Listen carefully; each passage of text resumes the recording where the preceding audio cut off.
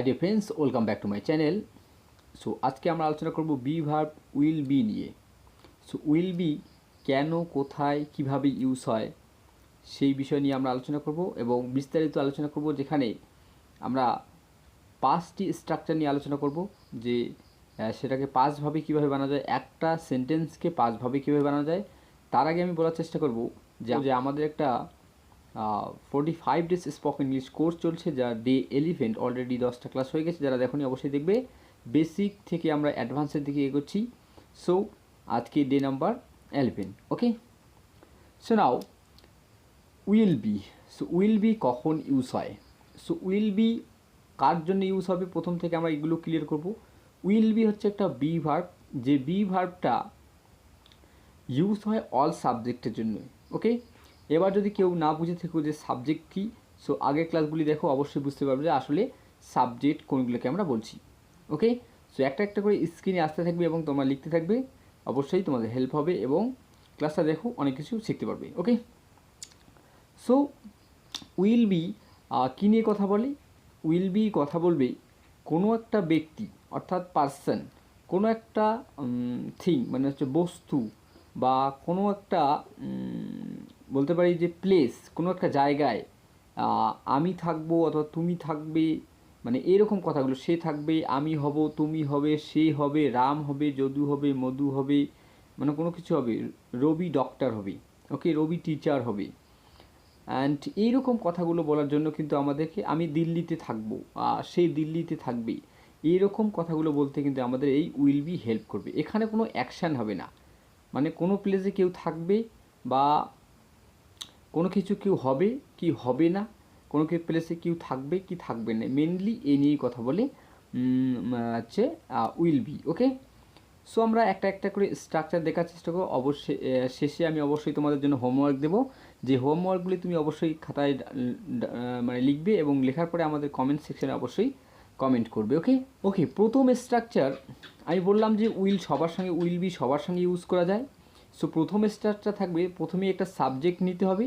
আর subject কি যদি না বুঝে থেকে অবশ্যই আগের ক্লাসগুলো দেখতে। আমি ইনশর্ট বলাচ্ছে সাবজেক্ট কোনগুলোকে বলে। এখানে সিঙ্গুলার প্লুরাল কোনো সাবজেক্ট দেখার পর নেই, he, she, it, name, Ram, we, they, my friends, my father, my mother, যত কিছু আছে সবার সঙ্গে আমরা উইল বিকে ইউজ করতে পারি। সো স্ট্রাকচারটা প্রথমে হচ্ছে, প্রথমে একটা সাবজেক্ট, তারপরে উইল বি, তারপর অবজেক্ট। সো এটা হচ্ছে আমাদের সিম্পল একটা সেন্টেন্স, যেটা একটা সেন্টেন্স যেমন হতে পারে যে, বেশ কিছু উদাহরণ আগে দিয়ে নিই, তারপরে আমরা এই স্ট্রাকচারটি নিয়ে অবশ্যই কথা বলবো। রাম স্কুলে থাকবে, Ram will be in the school. তুমি বলছো হচ্ছে রবি স্কুলে থাকবে, Rabi will be in the school. তারপরে তুমি বলছো আমরা স্কুলে থাকবো, we will be in the school. অথবা তুমি বলতে পারো আমরা কলেজে থাকবো, will be in the college, মানে আমরা কলেজে থাকবো, we will be in the college. Rita সুন্দর হবে, অর্থাৎ কোনো কিছু কেউ হয়নি, হবে। Okay, Rita will be, Rita will be beautiful, Rita সুন্দর হবে। Okay, Rita will be beautiful. তুমি ক্লান্ত হবে, you will be tired. So এটা হচ্ছে আমাদের একটা পজিটিভ সেন্টেন্স, অর্থাৎ যেটাকে বলি সিম্পল সেন্টেন্স। তো সিম্পল সেন্টেন্সে কিছু উদাহরণ স্ট্রাকচার আমরা একটা দেখে নেব। প্রথমে একটা বাক্য কীভাবে 5ভাবে বানাবে সব শেষে বলবো এবং অবশ্যই তোমাদেরকে আমি হোমওয়ার্ক দেবো। ওকে, প্রথমে যদি স্ট্রাকচারের দিকে তাকাই, প্রথমেই একটা আমাদের সাবজেক্ট লাগবে, তারপরে উইল বি লাগবে, প্লাস আমাদের কী লাগবে, অবজেক্ট। ওকে, যেমন আমি অফিসে থাকবো, okay, I will be in the office, আমি অফিসে থাকবো। ওরা অফিসে থাকবে, they will be in the office, ওরা অফিসে থাকবে। আমরা অফিসে থাকবো, we will be in the office. Okay, তুমি ক্লান্ত হবে, ইউ উইল বি টায়ার্ড। তুমি খুশি হবে, ইউ উইল বি হ্যাপি। তুমি টিচার হবে, ইউ উইল বি টিচার, তুমি টিচার হবে। ওকে, সো এরকম উদাহরণ আমরা হাজারো দিতে পারি, যা কোনো কিছু কেউ হয়নি, হবে। কিন্তু মনে রাখতে হবে এখানে কোনো কাজ করবে না, মানে কোনো কিছু হবে বা কোনো জায়গাতে কেউ থাকবে। বুঝতে পারলে? এবার এগুলোকেই আমরা যদি নেগেটিভে করতে চাই, অর্থাৎ নেগেটিভ, না বাচক, তুমি খুশি হবে না, তাহলে প্রথমে স্ট্রাকচারটা দিয়ে নেব, তারপরে আমরা অবশ্যই এটা নিয়ে কথা বলবো। নেগেটিভ স্ট্রাকচার এটাকে বলছি। নেগেটিভে কী থাকবে, প্রথমে একটা সাবজেক্ট থাকবে, তারপরে উইল থাকবে, উইলটার পরে একটা নট লাগাবো, তারপরে আমাদের সঙ্গে বি থাকবে, তারপরে অবজেক্ট। বুঝতে পারলে? তাহলে প্রথমে সাবজেক্ট, তারপরে উইল, তারপরে নট, তারপরে বি, তারপরে হচ্ছে আমাদের অবজেক্ট। তো এটুকু বুঝতে হবে যে উইলটার পরে নটটা লাগাতে হবে বিটার আগে। বুঝতে পারছো? সো এবার চলো চেষ্টা করো যে তুমি ক্লান্ত হবে না। You will not be tired. আমি খুশি হব না। I will not be happy. আমি খুশি হব না। আমি অফিসে থাকবো না। I will not be in the office. আমি অফিসে থাকবো না। আমি বাড়িতে থাকবো না। I will not be at home. আমি বাড়িতে থাকবো না। বুঝতে পারলে? তাহলে নেগেটিভ স্ট্রাকচারে আমরা এটাকে করলাম। এবার ইন্ট্রোগেটিভ। সো ইন্ট্রোগেটিভ মানে কি? ইন্ট্রোগেটিভ মানে হচ্ছে কোশ্চেন করা। কাউকে আমি প্রশ্ন করব। কীরকম প্রশ্ন স্যার? তোমাকে প্রশ্ন করব তুমি কি খুশি হবে? তাহলে এর স্ট্রাকচার কী হবে? সো স্ট্রাকচারটা প্রথমে দেখার চেষ্টা করব। স্ট্রাকচারগুলো অবশ্যই স্ক্রিনের মধ্যে আসছে, প্রত্যেকটা লেখা স্ক্রিনের মধ্যে আসছে। সেই স্ক্রিন দেখে দেখে তোমাকে লিখতে হবে, লেখার পর নোট ডাউন করতে হবে এবং প্র্যাকটিস করতে হবে। তোমাকে তোমার মতো করে অনেকগুলো বানিয়ে নিতে হবে। আমি আমার মতো করে বেশ কিছু উদাহরণ দিচ্ছি যাতে তুমি বুঝতে পারো। স্ট্রাকচারটা কী হবে? প্রশ্নটা হবে এরকম, যেমন ধরো তোমাকে বলছি তুমি কি খুশি হবে?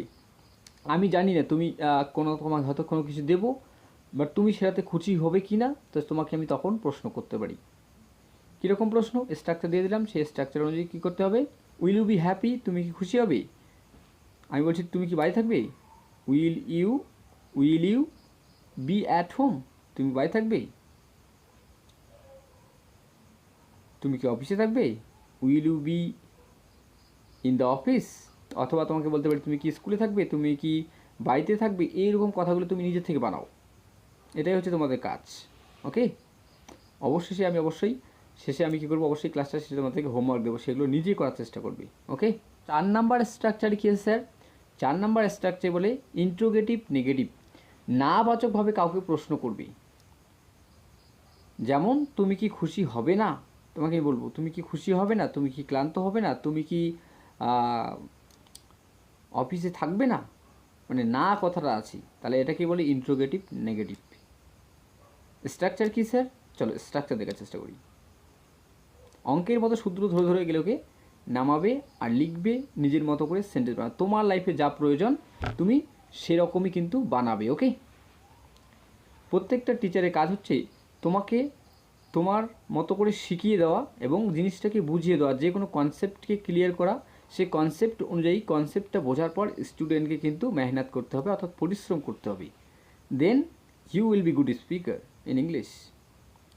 এটা ইংলিশে যেহেতু কথা বলার জন্য প্র্যাকটিস করতে, তাহলে ইংলিশে গুড স্পিকার হওয়ার জন্য তোমাকে কী করতে হবে? প্র্যাকটিস করতে হবে। Practice must. Will subject not be object. তুমি কি বাড়িতে থাকবে না? তাহলে তুমি কি বাড়িতে থাকবে না এটা বলার জন্য আমাকে কী বলতে হবে? Will you not be at home. তাহলে তোমাকে বলতে হবে will you not be at home? তুমি কি বাড়িতে থাকবে না? আমি জানি না তুমি বাড়িতে থাকবে কি না, তখন এইভাবে কিন্তু বলতে হবে। তারপরে রাম কি বাড়িতে থাকবে না, এরকম। Will Ram not be at home? Will he not be at home? সে কি বাড়িতে থাকবে না? সো এইরকমভাবে কিন্তু তোমাকে বানাতে হবে। জাস্ট কনসেপ্টটা বোঝার পর নিজের থেকে বানানোর চেষ্টা করো। আমরা নেক্সট কনসেপ্টে চলে যাব, সেটা হচ্ছে যে ডাব্লিউএস কোশ্চেন কীভাবে বানাবো। সো ডাব্লিউএস কোশ্চেন বানানোর জন্য প্রথমে কী করতে হবে? প্রথমে একটা ডাব্লিউএস ওয়ার্ড লাগাতে হবে, রাইট? ডাব্লিউএস ওয়ার্ড যদি না বুঝে থাকো তাহলে অবশ্যই আগের ক্লাসগুলি দেখো, তাহলে বুঝতে পারো ডাব্লিউএস ওয়ার্ড কী, রাইট? সো সবগুলো কনসেপ্ট একটা ক্লাসের মধ্যে বোঝানো সম্ভব না, তার জন্য তোমাকে কী করতে হবে? প্রত্যেকটা ক্লাস দেখতে হবে, তাহলে কিন্তু তুমি বুঝতে পারবে একটার সঙ্গে আরেকটা লিঙ্ক রয়েছে, মানে একটার সঙ্গে একটা কানেক্ট। ওকে? কানেকশান কিছু না কিছু কোনো না কোনোভাবে রয়েছে। প্রথমেই আমাদের ডাব্লিউএস ওয়ার্ড লাগাতে হবে, তারপরে উইল লাগাতে হবে, তারপরে সাবজেক্ট, তারপরে বি, তারপরে অবজেক্ট। যখনই আমরা ডাব্লিউএস ওয়ার্ড লাগাই তখনই কেন থাকবে, কোথায় থাকবে, কিভাবে থাকবে, অ্যান্ড এক্সেট্রা যা কিছু আছে। ওকে? তাহলে why will be at home? তুমি কেন বাড়ি থাকবে? অথবা হতে পারে যে ওরা কেন বাড়িতে থাকবে, তখন জাস্ট উইল বির সঙ্গে সব সাবজেক্ট যেহেতু আমরা লাগাতে পারি, তাহলে আমাদের কী করতে হবে, সাবজেক্টটাকে শুধু চেঞ্জ করতে হবে, তাহলেই কথার মানেটা পাল্টা যাবে। তোমার মতো করে বানাবে, তোমার লাইফে যেরকম কথাগুলি প্রয়োজন তুমি ঠিক সেরকমভাবে বানাবে। 5টা স্ট্রাকচার পরপর আসছে দেখো স্ক্রিনে, সেই 5টা স্ট্রাকচার নোট করো, নোট করার পর তুমি তোমার লাইফের মতো করে বানিয়ে নাও। সে বাড়িতে থাকবে, এটাকে 5ভাবে বানাও। আমরা স্কুলে থাকবো, এটাকে 5ভাবে বানাও। অথবা আমরা হ্যাপি হব না, অর্থাৎ আমরা খুশি হব না, এটাকে 5ভাবে বানাও। এই 3টা হোমওয়ার্ক দেন, এই 3টাকে করার চেষ্টা করো নিজের খাতায়, এবং করার পর যদি কোনো ডাউট হয় অবশ্যই কমেন্ট সেকশনে কমেন্ট করবে, যেখানে কমেন্টের ভিত্তিতে আবার আমি ক্লাস করে দেবো। সো পুরো সিরিজটা দেখো, তাহলে অবশ্যই বুঝতে পারবে। আরও নতুনভাবে নতুন স্টাইলে তোমাদেরকে বিভিন্নভাবে শেখানোর চেষ্টা করতে থাকবো। সো দেখা হচ্ছে পরবর্তী কোনো ক্লাসে। ততক্ষণের জন্য আমাদের ক্লাসগুলি প্রত্যেকটা দেখতে থাকো এবং আমাদের সঙ্গে কানেক্টেড থাকো। তোমাদের বন্ধুবান্ধব আত্মীয় স্বজন যাদের কাছে আছে, যারা শিখতে চায় তাদের কাছে পাঠিয়ে দাও, এবং আমরা সকলে মিলে এগিয়ে চলি। চলো, এখানে আজকে ক্লাসটা শেষ করছি। পরবর্তী ক্লাসটা দেখার জন্য অবশ্যই like, comment, share and subscribe করে রাখো। ওকে, দেখা হচ্ছে এই পরবর্তী কোনো একটা ক্লাসে। ততক্ষণের জন্য প্র্যাকটিস করো।